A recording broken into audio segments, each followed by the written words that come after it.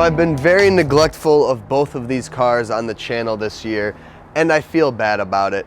But when they're built, it's hard to kind of find content because this car has been built for so many years. This car last year, I just had a lot of content on this because of the road trip and everything. So it's been hard for me to think of new ways to make content with these cars. But I want to make a little update video on how both of these cars are doing before winter strikes. Obviously, the blue car may look a little bit different if you got a keen eye. Old Calypso here has not changed in the slightest, except for both of these cars being dirtier than I think they've ever been. I've been very neglectful. I feel so bad. I quite literally just finished filming the video on the $900 535. That made me feel so blessed to have both of these cars that I said, let's film this video really quick.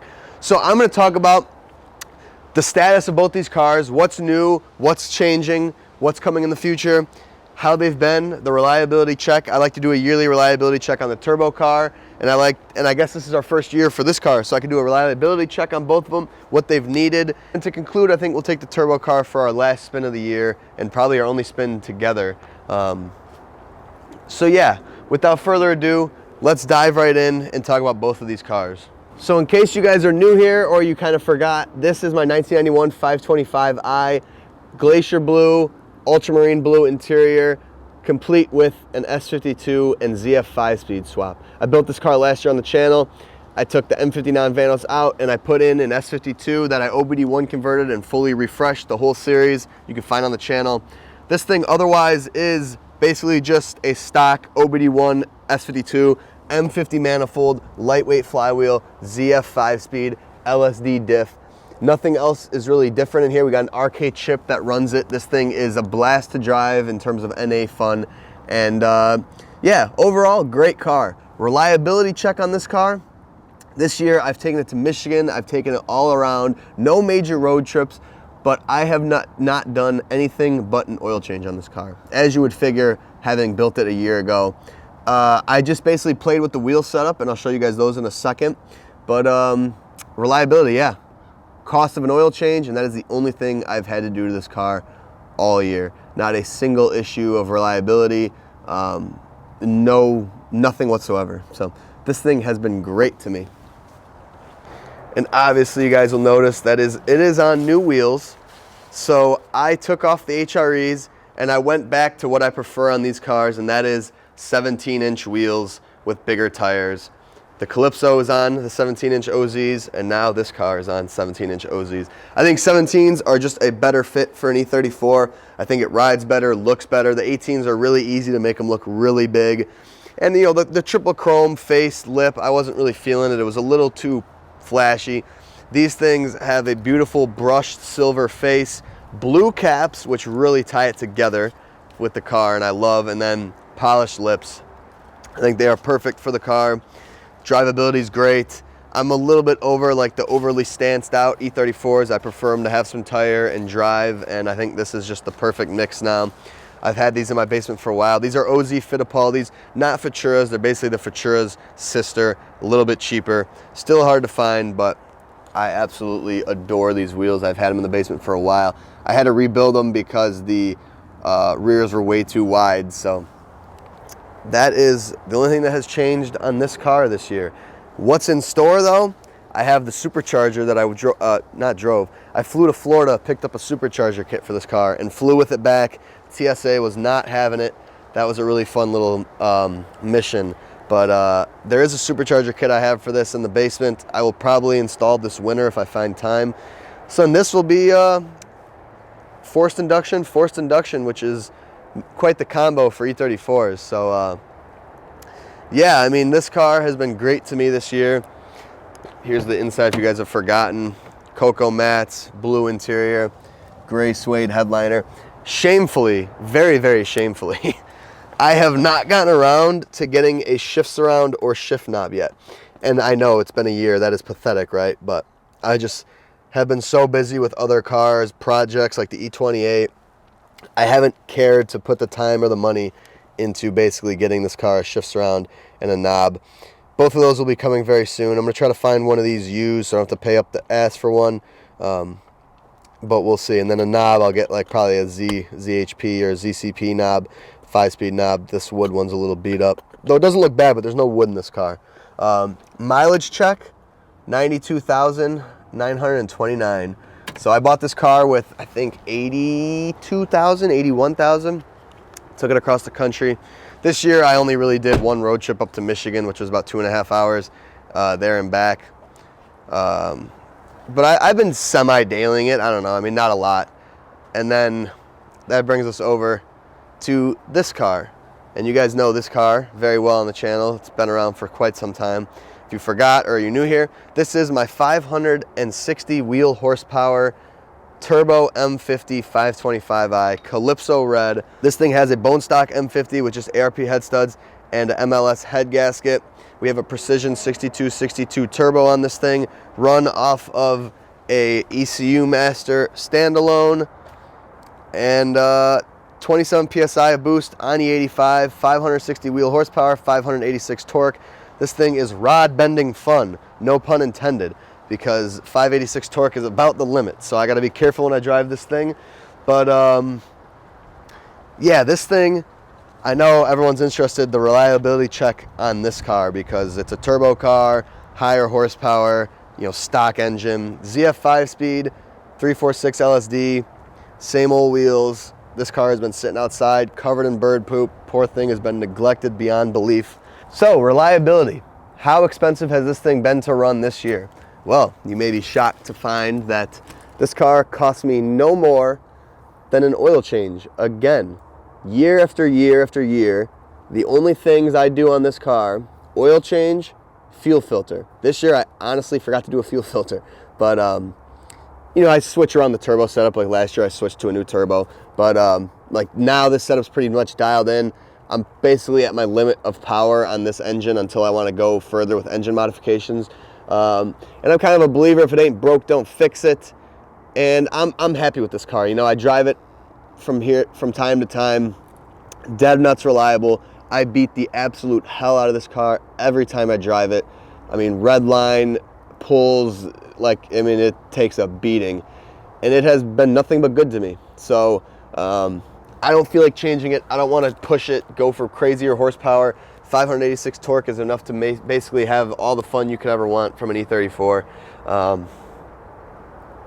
Yeah, this car costs, what, $85 a year to run. Cost me over 20 grand to build, but when you do things right is when you basically don't have to dump money into them time after time after time after time. So this car has been nothing but perfect to me. It doesn't go on any major road trips like the blue car or anything like that, but I mean, I get it and I drive it, and when I drive it hard, and I mean, that makes me happy to know that it's still basically doing good. So I say we'll take this thing for a quick little spin, get some turbo noises before it's done for the year, and then we will conclude. Basically, quick overall, both the E34s have been great. They're both here. The blue E34 has gotten a few enhancements on the outside, nothing done internally. This thing, nothing has changed whatsoever, which I think is a good thing. I think that that means that it's built well. So let's hop in this thing and go for a ride. So I mean, yeah, the clutch not slipping, no engine issues, knock on wood. No, oh, knock on wood, I got wood in here. Nothing really has been wrong with this car. I mean, this car has been so good to me, and I beat the absolute crap out of it every time I drive it. It is on 93 right now. It's no longer on E85 because it's November, and come like mid-October, I switched it over because I figured I'd be putting it away soon, and I store this car with 93 in it because the 85 turns into water. So I have a flex fuel sensor, so I can just store it with 93. Add some stabilizer to it and kind of call it, which is better. And then E85 goes over to a winter blend, and it's not even E85 anymore at a certain time of the year. So I figure why not just, you know, have it how it's gonna be stored. So yeah, it's not making crazy power right now, but enough to lose traction in second. 16 PSI. So I mean, yeah, like that's weak.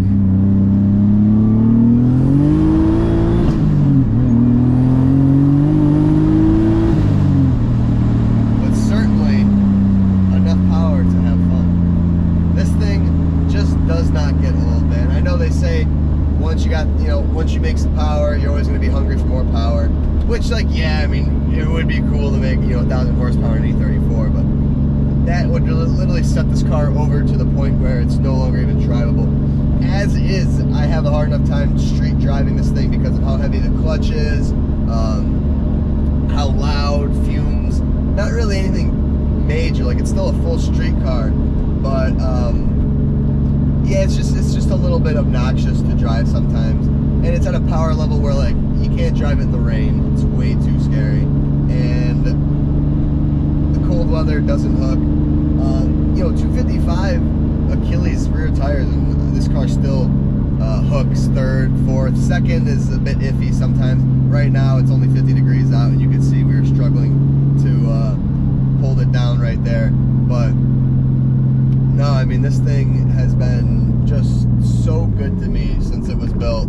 I mean, this engine has been turboed before it even was in this car, mind you. This engine has probably been turboed, making over 400 horsepower for probably like over 6 years. Could be 8, could be 10. I really don't know. I know I got it from a guy who ran it for a while, and I think he got it from a guy who built it. So, like, it has been withholding this type of boost. Not this. I've now pushed it to a new limit. He used to run it on 93 octane, which is about 400 horsepower limit and about 20 psi max.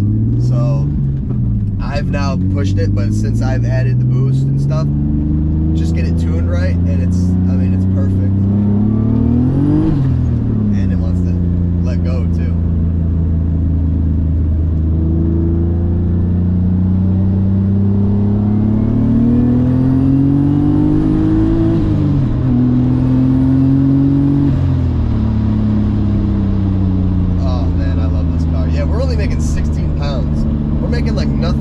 But it actually still feels like really quick.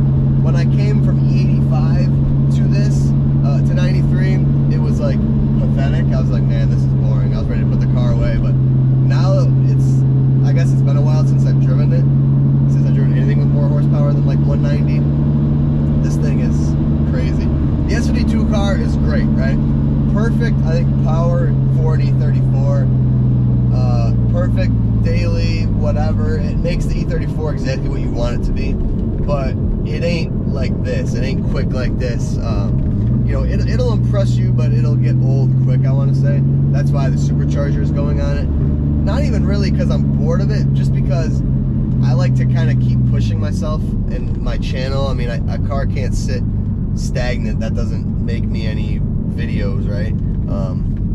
Which, I mean, I guess this is doing, but I think still this car's enough fun in itself and impressive in the community of E34s with turbos because of how rare it is that it can stay how it is, and I can just kind of go on a driving video once a year, and it's like, you know, half decent. Is that a cop behind me? Hopefully not. Yeah, so I mean, the supercharger is just basically content, and it'll make that car even more impressive. Which I'm excited for.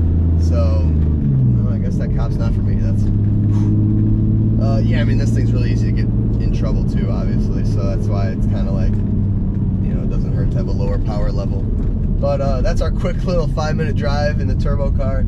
Just to let you guys know it's still ripping, just to prove it.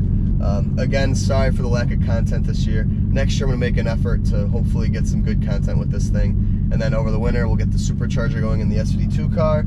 And that should be really rad in of itself. I think having a supercharged versus a turbo E34 will be a really, really cool comparison. Just cool to own, right? Both forced induction, but both very different forced induction.